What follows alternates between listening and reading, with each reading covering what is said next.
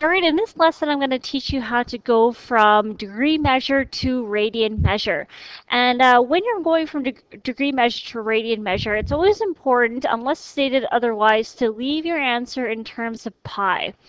Okay, so we don't want to find any decimal approximations here. We just want to leave it in terms of pi. So I'll show you what that means in a moment here. So we want to convert 25 degrees to radian measure. So set up a proportion. 25 degrees is going to be x equal to x amount of radians. And we're going to divide by our relationship down here. 180 is equal to pi. So what goes underneath 25 degrees is 180 degrees. And what goes underneath your x is your pi radians, which I'll just leave as pi.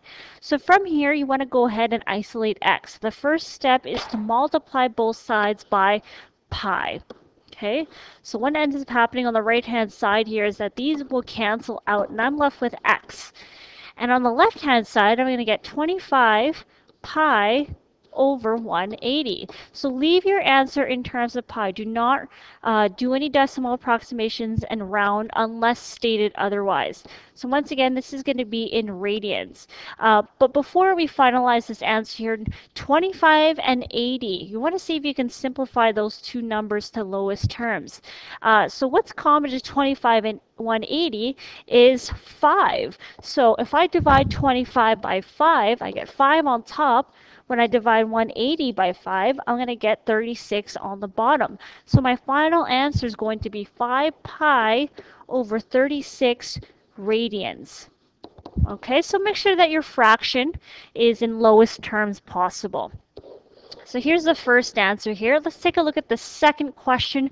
We want to convert 100 degrees to x amount of radians. So once again, use a proportion. What goes underneath 100 is 180 degrees. What goes underneath x radians is going to be pi, okay? So just like in the last example, you want to get x by itself. So we're going to multiply both sides by pi. Okay, and these cancel out. I'm left with x. Okay, and on the left-hand side here, I get 100 degrees, or 100, sorry, 100 times pi over 180. Okay, so that's going to be in radians, but before you finalize the answer, make sure that 100 and 180 is in lowest terms possible. Taking a look at these two numbers here, we do have a common factor. We can take out a 20. So if I take out a 20 from 100, I'm going to get 5.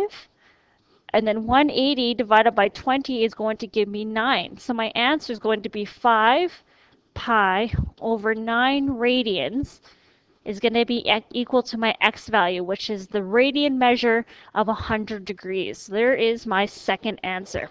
Okay, so that's how you convert from degrees to radians.